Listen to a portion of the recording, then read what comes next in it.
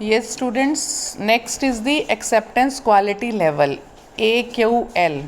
Okay, so AQL is nothing but it is the acceptance quality level. This is the quality level of a good lot.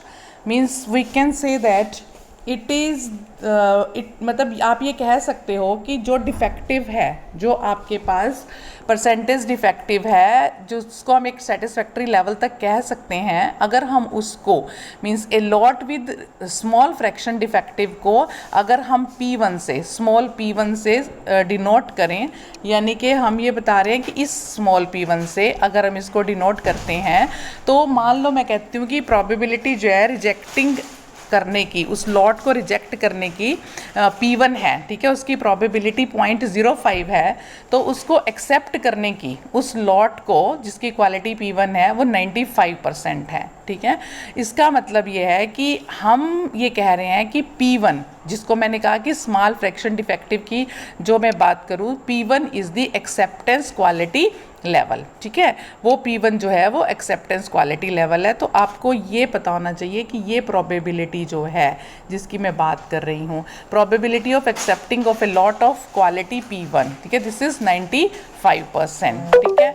तो आपने ये acceptance quality level जो है ये और कुछ नहीं है, ये हमारे पास है कि कितना परसेंट डिफेक्टिव जो है जिसको हम कंसीडर कर सकते हैं, मींस क्वालिटी। अगर ये कहते हैं कि प्रोड्यूसर ये एक्सेप्ट करना चाहता है कि मेरी जो एक्सेप्टेंस की प्रोबेबिलिटी हो वो बहुत हाई हो, यानी कि अगर अल्फ़ा जो है प्रोड्यूसर रिस्क है और लेवल ऑफ क्वालिटी जो कि हम ये कह रहे हैं कि 100% एक्सेप्टेंस ऑफ गुड लॉट्स की है, उसको अगर हम इंस्पेक्शन के लिए सबमिट कराएं तो हमारे पास जो हम ये अल्फ़ा को प्रोड्यूसर रिस्क की बात हम कर रहे हैं, तो उसको रिजेक्ट करने की जो प्रोबेबिलिटी होगी वो 5% होगी, अगर एक्सेप्ट करने की उसकी 0.9% है।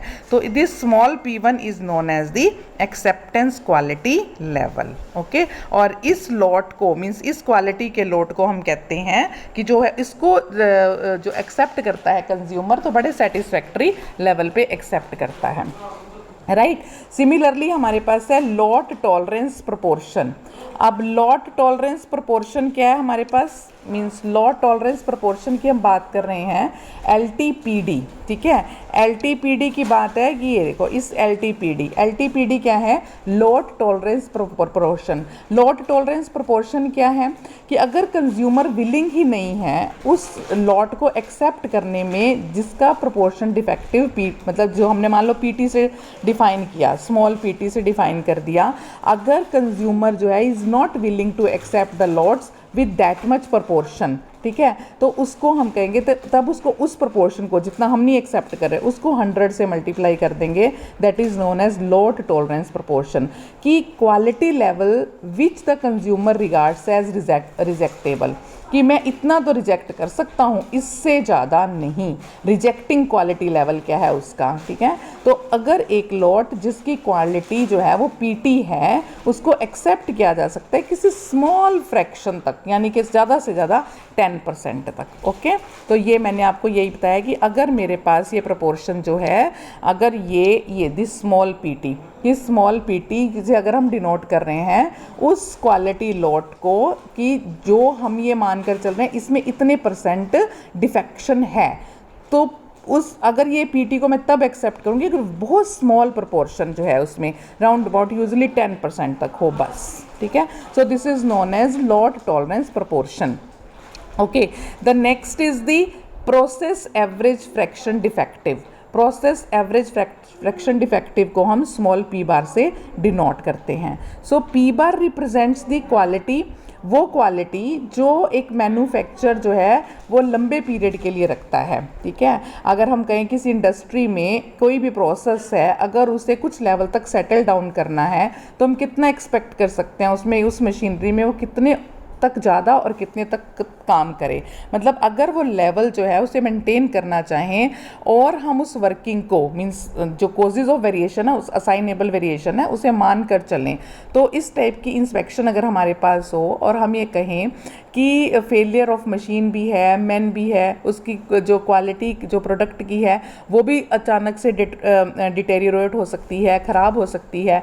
सो वो प्रोसेस मीन्स एवरेज जो प्रोसेस है किसी भी मैन्युफैक्चर्ड प्रोडक्ट का, अगर हमने उसका परसेंटेज डिफेक्टिव फाइंड आउट करना है तो हमें process average fraction defective define करना पड़ेगा, जिसको हम डिनोट करते हैं दिस स्मॉल p बार से। ओके उसके बाद है बहुत इंपॉर्टेंट कंज्यूमर रिस्क। अब कंज्यूमर रिस्क क्या होता है? कंज्यूमर रिस्क क्या है? कंज्यूमर रिस्क कोई भी सैम्पलिंग स्कीम हो, ठीक है, वो कुछ ना कुछ रिस्क तो कंटेन करती ही है। तो कंज्यूमर से हमारा क्या मतलब हुआ कि उसको उस लेवल तक जितना वो रिस्क हम मानते हैं भी इसमें हो सकता है, कंज्यूमर को एक्सेप्ट करना पड़ेगा उतना percentage of bad lot.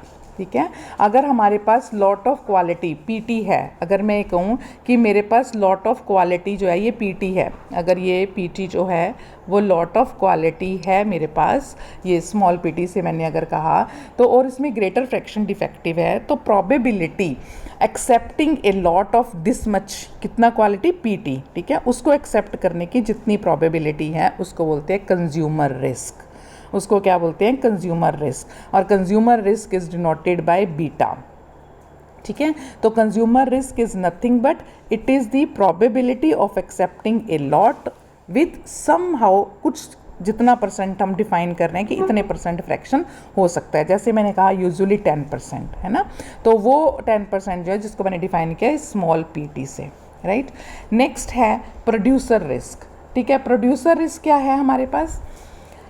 Producer risk जो है कि अब जो प्रोड्यूसर मान के चलेगा कि अगर मान लो मैंने ये लॉट कहा है कि मैंने जो अभी ऊपर बताया प्रोसेस एवरेज परसेंटेज डिफेक्टिव मैंने डिफाइन कर दिए, वो प्रोसेस एवरेज परसेंटेज डिफेक्टिव होने के बाद अगर मेरे पास, मैं ये मान के चलती हूँ कि इतना मेरा रिस्क है, ठीक है, वो प्रोड्यूसर को झेलना पड़ेगा और कंज्यूमर को उतना सही प्रोडक्ट देना पड़ेगा।